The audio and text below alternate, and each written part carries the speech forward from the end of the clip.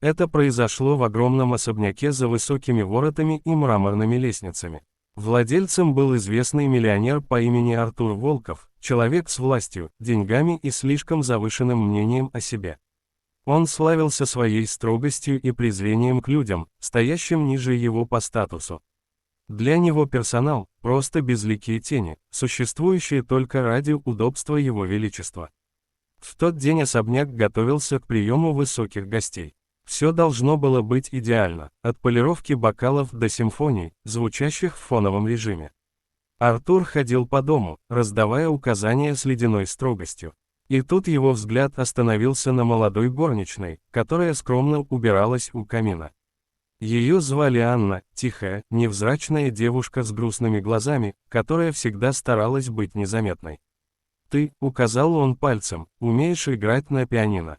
Анна опустила взгляд. «Немного», — прошептала она. Он усмехнулся. «Немного. Посмотрим, на что способны твои, немного. Подойди к роялю». Вся прислуга замерла. Некоторые опустили глаза, зная, как Артур любит публично унижать. Он думал, что вот сейчас будет очередной повод посмеяться, простолюдинка, не знающая ни нот, ни ритма. Анна дрожащими руками подошла к огромному черному роялю.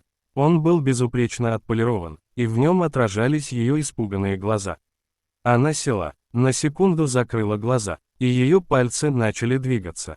Зал наполнился звуками, нежными, чистыми, волнующими. Это была не просто музыка, это была история. Боль, надежда, мечты, одиночество, все, что жило в ней, выливалось в эти ноты. Гости замерли, слуги не дышали, а Артур стоял, будто его ударили молнией.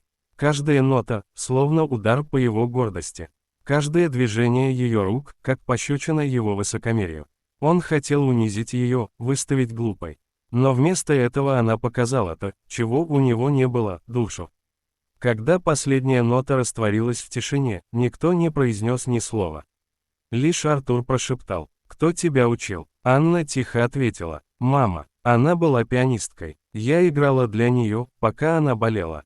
А потом, я больше не могла играть. До сегодняшнего дня. Он медленно подошел, словно в трансе. «Почему ты здесь горничной?» Она посмотрела ему в глаза впервые. Потому что жизнь иногда не дает выбора. И в этот момент что-то в нем сломалось. Артур, который всегда думал, что может купить все, оказался бессилен перед силой таланта и искренности. Он посмотрел на нее не как на служанку, а как на человека. С этого дня многое изменилось. Анна больше не убиралась в комнатах.